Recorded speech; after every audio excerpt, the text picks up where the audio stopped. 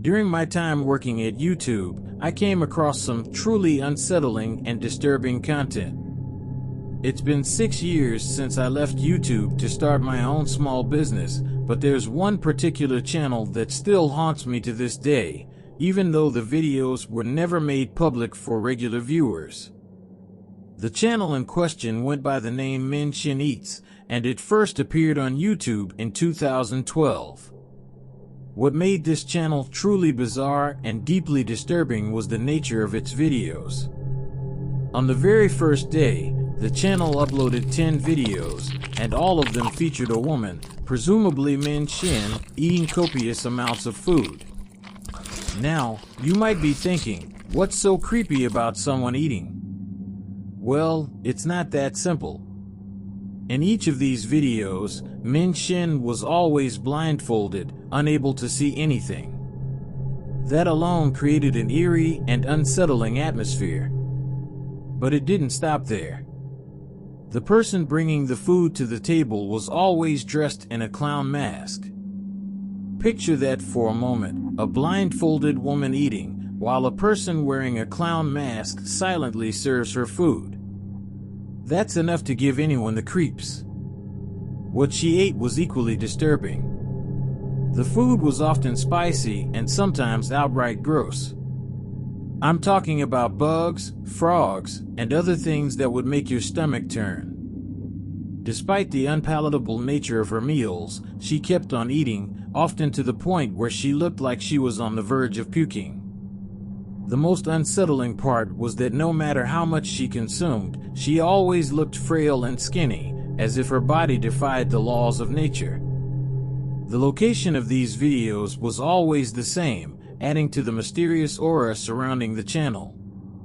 They managed to upload about 50 of these videos, but none of them were made public. This was odd in itself. Why go through the trouble of creating all this content if it was never going to see the light of day? Then, out of nowhere, the channel went silent. No videos were uploaded for about 2 to 3 months. During this hiatus, I assumed that the clown-masked individual was her husband, but I couldn't be sure. And then, a vlog-style video was posted. This time, it was different. The video showed Min Shin celebrating her pregnancy, with her big belly on display. She initially laughed, but as the video progressed, her true emotions spilled out. She started crying. But she did so while still wearing that blindfold and her usual full set of clothes. It was as if something was seriously wrong, and she couldn't express it openly. What was even more disturbing was the sudden change in the voice of the clown-masked man behind the camera. His tone shifted from cheerful to angry in a matter of seconds, and the video abruptly ended, leaving me with an unsettling feeling in the pit of my stomach. A few days later, the eating videos started appearing again, with Min Shin still consuming massive amounts of food.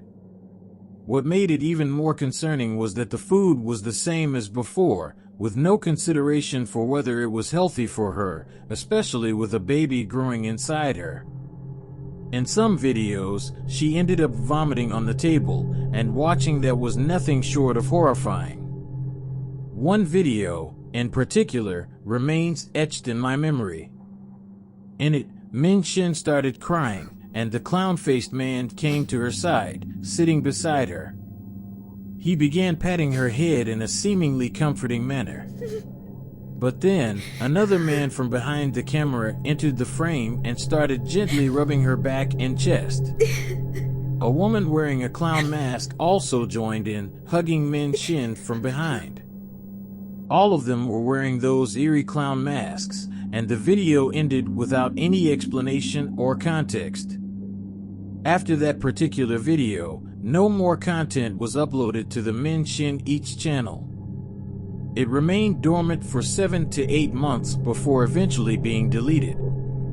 To this day, I have no idea what the purpose of that channel was or what was really happening behind the scenes. Unfortunately, YouTube's inner workings are shrouded in secrecy, and information about these kinds of disturbing channels rarely makes its way into the public eye. Now that I've left my job at YouTube, I'm able to share this unsettling experience, but there are still limits to what I can disclose.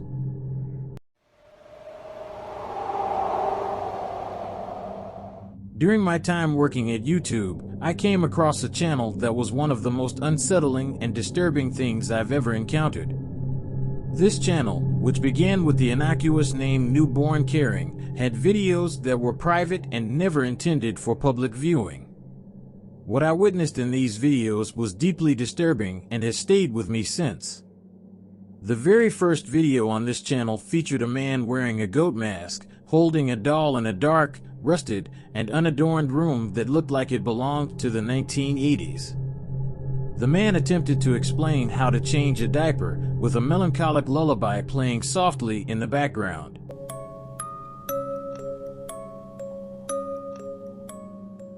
However, the eerie ambience was intensified by the sound of a woman crying from off-camera. Suddenly, that woman's voice broke the silence, saying, "Please don't do this." She was gone. The abruptness and the strange context of this statement sent chills.